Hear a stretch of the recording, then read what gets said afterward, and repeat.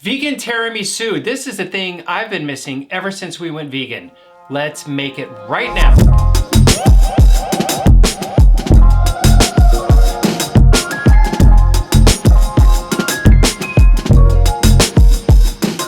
You know, I've been working on this intro with Julie for a number of takes, and I think what it comes down to is I'm having a hard time saying, yes, I was a chef that cooked a lot of animal products for a lot of years. And I'm really inspired to take all of those dishes, all of those experiences, all of that passion and creativity and love, and apply it to vegan dishes. And sometimes it's hard for me to say that because I don't know how to say that without offending people in this process. So tiramisu is a great example. I love tiramisu. You love tiramisu. And I am inspired to try to find a way that we can make this vegan and delicious and creative and inspiring for you guys. So honestly, I think we should make it. Let's go. It's time to make our plant-based buttermilk. 1 cup of plant milk mixed with 2 teaspoons of apple cider vinegar is all we need. Give a good stir, let sit for 5 minutes. Boom, it's done. We have 1 1/4 cup all-purpose flour, 1 teaspoon baking powder, 1/2 teaspoon of baking soda. Sifting the flour is going to remove any lumps and help aerate the flour. Creaming the sugar starts with 1/2 cup of coconut butter that's been melted, 3/4 cup cane sugar, 1/4 teaspoon of kosher salt. All the ingredients are placed in your mixing bowl. Using the whisk attachment, whisk until light and fluffy. To complete the ladyfinger batter, we're going to incorporate our buttermilk and our sifted flour into the cream sugar. Essentially, we're going to start with the buttermilk, incorporate that into the sugar, and then we're going to add some of the flour, incorporate that into that mixture, and we're going to repeat that until both the buttermilk and the flour has been completely added to the sugar. We're going to start with lining it with a piece of parchment paper. Next, we're going to lightly brush olive oil on the bottom of the parchment paper. Start with about 1/4 cup to 1/2 cup of the batter. Place it in the middle of the pan using an offset spatula, which keeps your hand out of the batter. Key. Go ahead and gently start spreading the batter from the inside of the pan to the outside. If you need to add a little more batter, go ahead.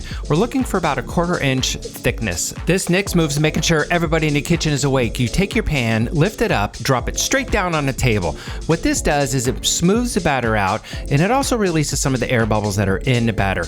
Here, let me bang it again.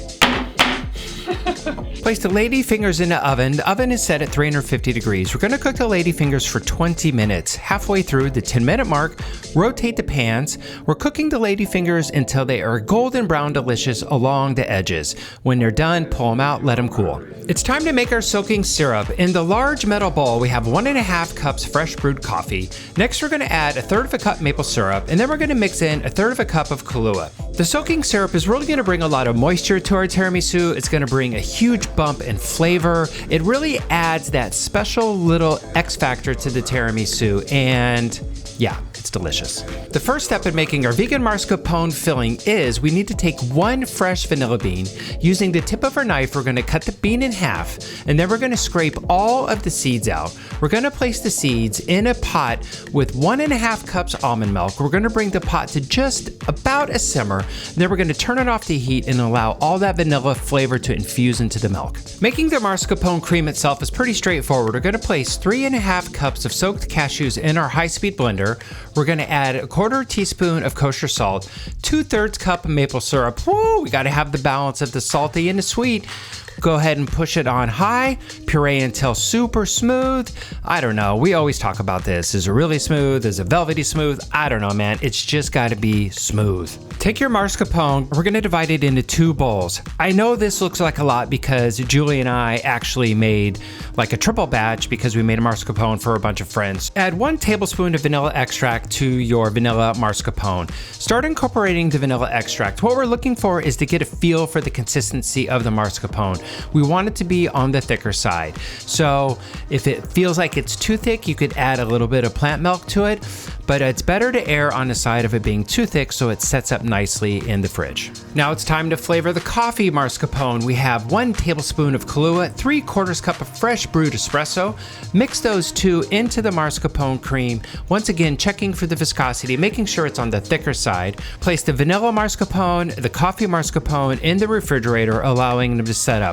This is going to make the building of the tiramisu a lot easier for us. It's time to assemble the tiramisu. This looks more complicated complicated than it actually is. So let's see what's happening here. We have our ring mold cutter. We have our container, because we're gonna do individuals today. We have our maple syrup coffee glaze.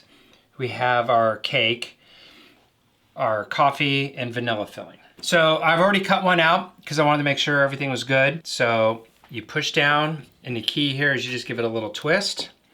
And we're gonna go ahead and cut our 3 right now. Twist.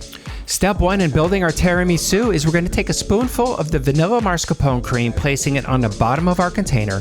On top of that, we're adding our disc of Ladyfinger. We're then going to use a pastry brush to really soak and saturate the disc with our coffee mixture. On top of that, we're adding our coffee mascarpone.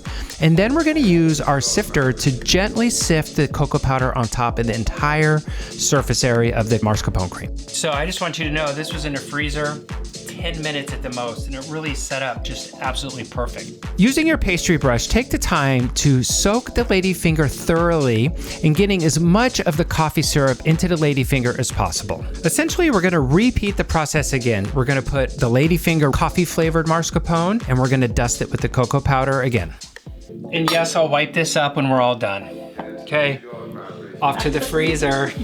Woo, let's go. Third and final layer. We're gonna add our Ladyfinger disc right on top of the vanilla mascarpone, and look what happened. I forgot to douse it with our coffee syrup, so make sure you do that step and don't make my mistake. We're gonna top it with vanilla mascarpone right on top, a nice big spoonful, and then we're gonna dust it with our cocoa powder and make sure we get a nice even dusting over the entire surface, and then you're gonna clean up the ramekin so it looks nice and tidy before we pop it in the fridge. So, the thing I love the most about our tiramisu is it's in this beautiful little individual container. Look at that. Every single one is beautiful and perfect. We're not cutting out this crazy square from a big pan and it gets all destroyed and you throw it on your plate and you're like, oh, here's a tiramisu and it's a big blob. No, perfect portion, ready to go. Woo!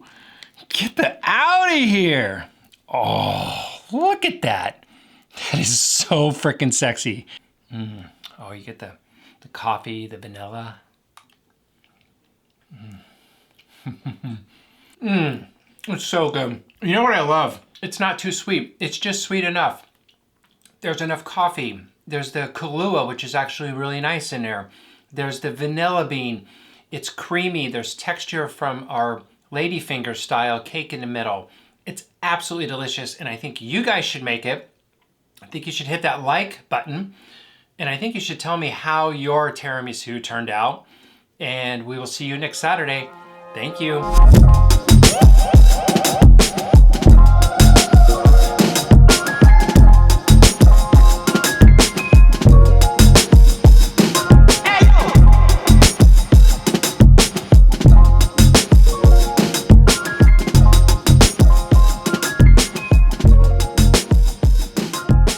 Chef's always right, people.